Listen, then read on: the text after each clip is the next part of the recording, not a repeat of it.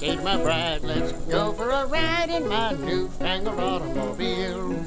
Just where we will go, nobody knows, but it's sure a great way to feel. Behind the wheel of the speed meter steel, it's my newfangled automobile. Hello and welcome to Vintage Car History. I'm Wild Bill. Henry Ford's implementation of the moving assembly line at his Highland Park factory and subsequent proliferation of Model Ts around the world also received the attention of industrialists across the globe. André Citroen was among them. And though he never built cars before, he decided to give it a go Henry Ford style.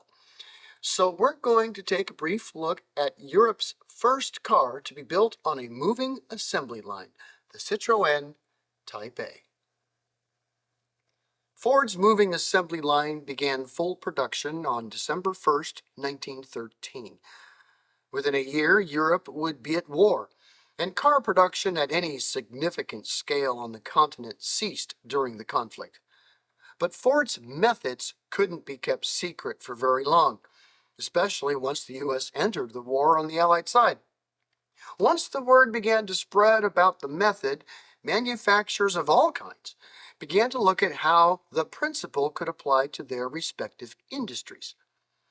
Prior to the Great War, André Citroën had built quite a huge company as a foundry and manufacturer of precision gears at a massive scale, as well as other large industrial machines and components.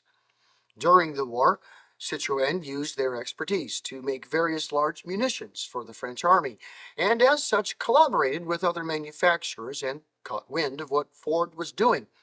Being a gearhead at heart, André began to look at the prospect of making his own mass-produced car, a la Ford, himself, even before America had entered the war.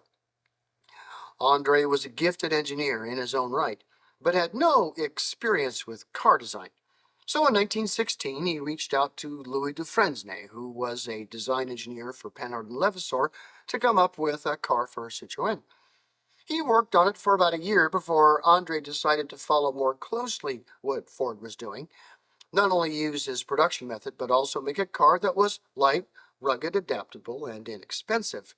By 1917, André Citroën knew that peace would break out at some point, so he hired a new design engineer, Jules Solomon, to focus specifically on an 18-horsepower car to be ready to build as soon as the war ended using Ford's methods. Working with Louis, the two engineers produced not only a design, but also a plan to convert one of their factories, specifically the plant at Quai de Javel, to mass-produce cars.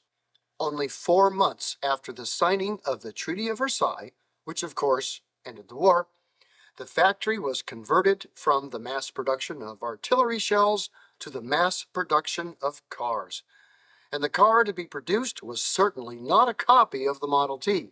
This car was absolutely French. The first car to bear the chevrons and the first in Europe to be built on a moving assembly line, the Citroën Model A. Sporting a 1.3-liter four-cylinder straight-four engine, putting out 18 horsepower, the Type A, with its 3-speed transmission, did not drive like a Model T. They were left-hand drive, of course, with clutch, throttle, and tranny brake on the floor, with a hand brake for the rear-wheel drums. The gear shift was center and also protruded from the floor instead of outside of the car or on the column. The tranny and clutch were of the sliding pinion type instead of the planetary tranny of the Model T. Thus, driving, braking, and especially shifting gears on the Type A was performed like it was in more upscale cars of the time. The appointments were also nicely refined. Electric lights and starting were standard. Body style from the factory included the 4-seat torpedo, a coupe de ville, and a light pickup truck.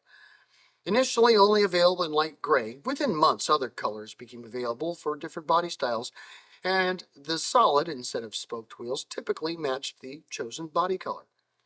Initially priced at 7,950 francs, which was a bit over $1,100 US at the time, The cost bumped up to 1,250 francs by 1920, yet they sold reasonably well. A Model T, once it was imported to France and with shipping and tariffs paid, was close to the same money, and the Type A was a better appointed car for the landscape of France. Roads were commonplace there. Therefore, building an economy car to be comfortable on those roads instead of an economy car that's built to go anywhere and do anything made a lot of sense for the Frenchman. The Type A would be in production from 1919 through to 1921. When it would be replaced by the latest design, the Type B2. Unlike Henry Ford, Andre Citroen developed new car models for his assembly line every few years, instead of mildly updating the same one for almost 20. Over 24,000 Type A's were built in the 2 years it was in production, but it established Citroën as the major post-war manufacturing leader in Europe for cars and France's biggest car maker of the 1920s. Thanks for watching Vintage Car History, and we'll see you next week. Peace.